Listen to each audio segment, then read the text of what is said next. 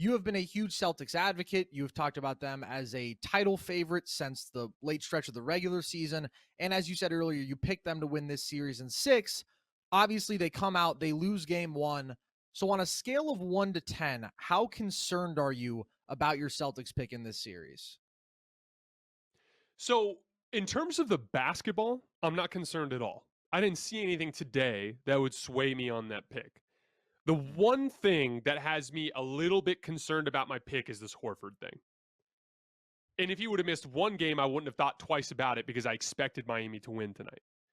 But if he misses game 2, and they have to play this much Tice again in game 2, and they have to play Rob Williams this much again in game 2, and they play 4 out, 1 in instead of 5 out, and Rob Williams had some lob dunks tonight. Vertical spacing is a real thing. But what do I say? Vertical spacing is not the same as perimeter spacing. It makes it significantly harder. And really, when Miami shrunk the floor on Boston there in that second half, you could see that. So Horford being out will make them stealing game 2 a lot more difficult. But I still expect Boston to steal game 2. That said, yeah, I would say that on a scale of 1 to 10, I'm probably at like a 4 just because of the Horford thing. Like, because falling down 2-0 just makes it super complicated because of the home court advantage situation. So losing game 1 against Milwaukee, coming back, like you still had 3 additional home games left, right? And in this case, like, if you drop both of these games at home in Miami, then suddenly you now have game 7 facing you in Miami. So now you basically have to win the next 4 games to steal the series in 6, or you have to go on the road to Miami to play game 7, which is extremely difficult to do, as we know. So from that standpoint, the Horford thing is definitely concerning, but I still think Boston gets game 2. Do you think at all that Miami has been underrated just in broad conversations, or that you've underrated anything about them individually?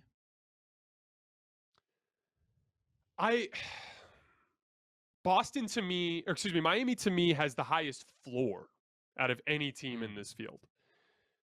That's coaching. That's every player on the roster having a chip on their shoulder. There's a lot of things like that.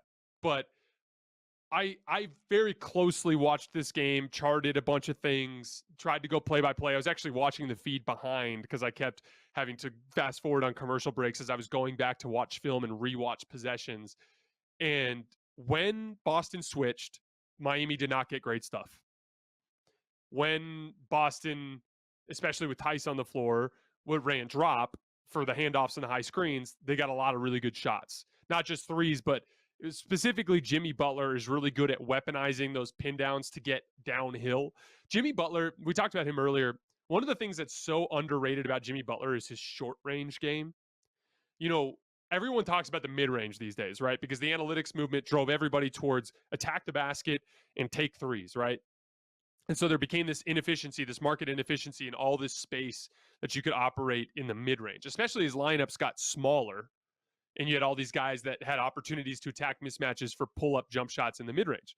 Well, Jimmy is great at the short range, which I think is frequently glossed over as an offensive skill set. These are the little push shots and floaters and hooks and short spinning jump shots and things that are like 5 feet away from the rim, like 5 to 7 feet away. And Jimmy's really good at that. And what they would do is, Jimmy would work Jaylen Brown down to the short corner, and they'd have Tice's man go set a screen, and he'd curl around it, and Jaylen get on his backside, and he just kind of work his way into the lane and make short shots in the lane. And so, from what I could tell, the shots that Miami was getting that were quality shots were fixable by a pretty simple adjustment from Boston, which is do what you did when you were at your best, when you were healthy towards the end of the regular season, which is just switch.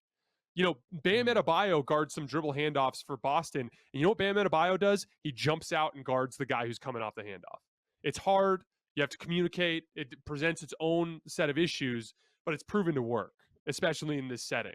And so I think in general, as good as Miami is, what this was tonight was Boston threw a really good first half punch and then hit their absolute floor in the second half, which, as we've said, Boston has one of the lowest floors in this field.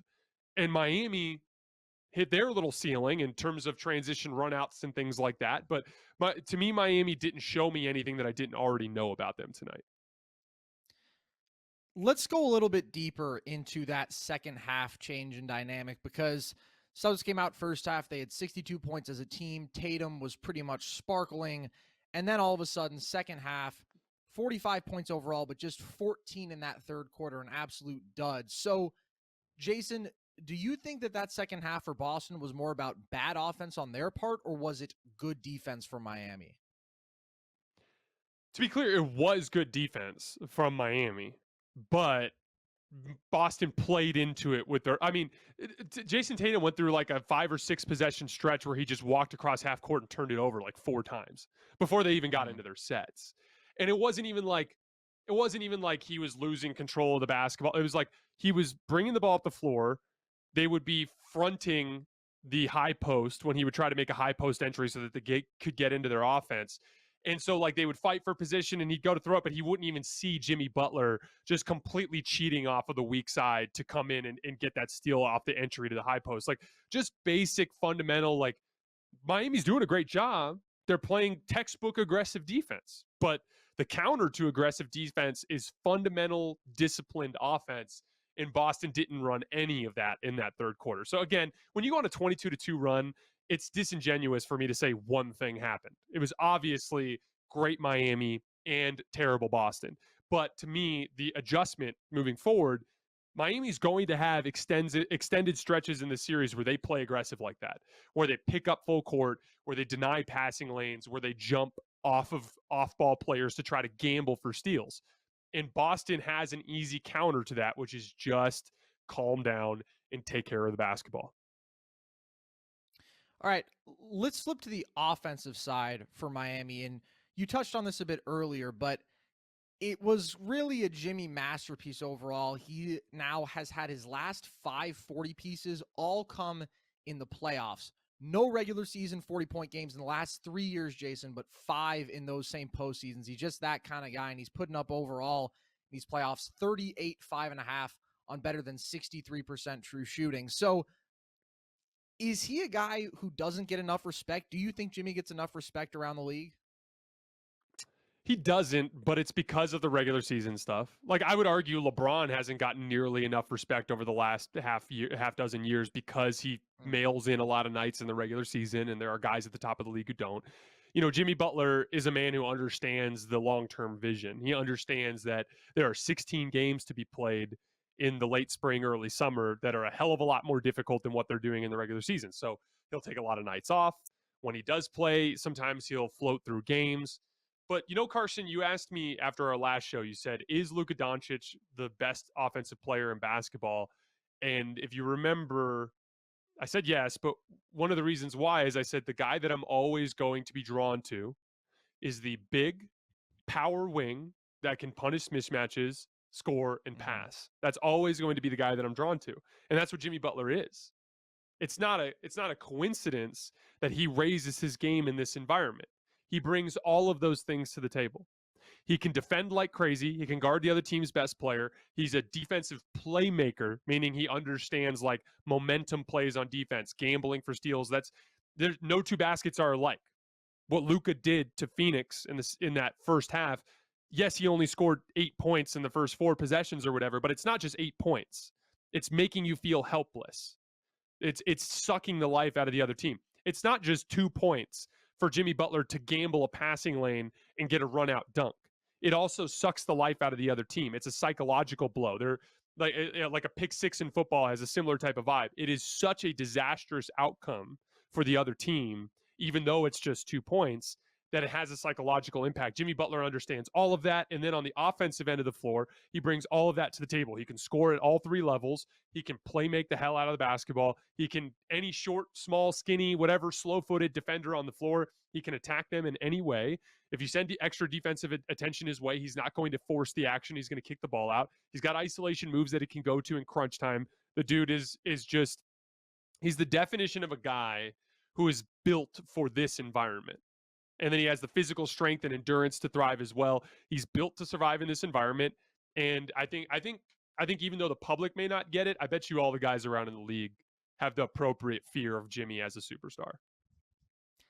Yeah, and it feels like in this game, it's kind of his signature tenacity and relentlessness that really shines through. He gets to the line 18 times. He's so aggressive attacking those mismatches as this game went on. And there's just something about him where he elevates his game. I mean, he had a brutal mid-range shooting season this year. He was 38% overall. But in a game like this, it's like all of a sudden he has some dazzling moments there. And you mentioned the defensive playmaking, like his 2 fourth quarter blocks.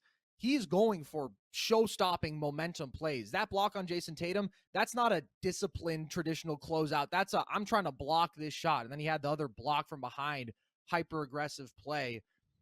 And that's just kind of what he does, right? He brings that fearlessness, and we saw it in the finals where he, again, overperformed expectations.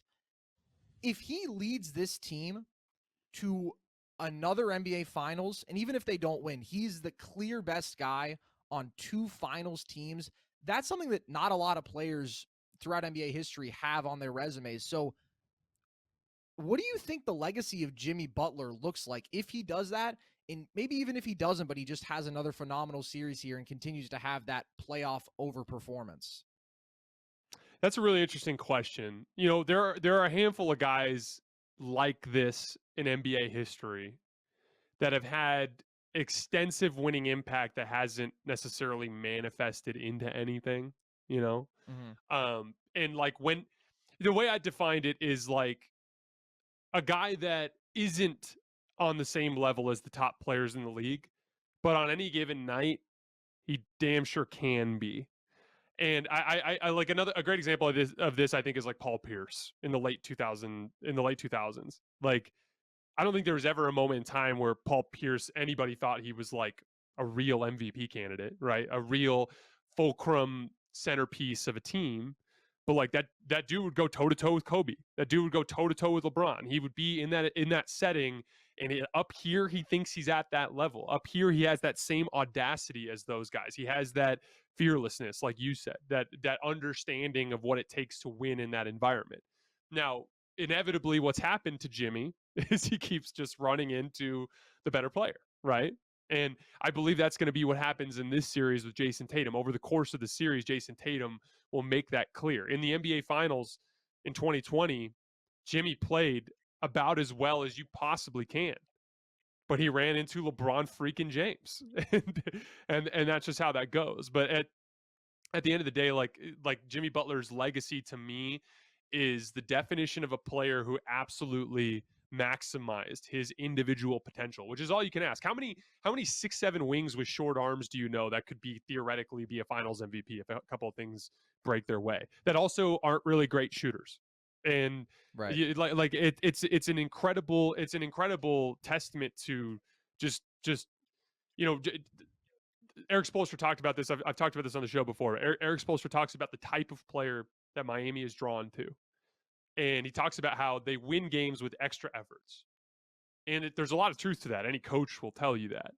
And when you got a team full of guys that are like that, and your superstar is like that and sets that example, you're going to win a lot of basketball games that you might otherwise lose. And I thought, again, Boston's the better team with more talent, and Miami handled them tonight.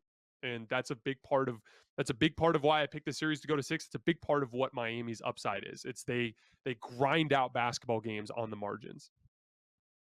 Yeah, and Jimmy is the ultimate grinder, it feels like, of any star basketball player of this era. That is his brand, and he has certainly found a fitting home in Miami for that.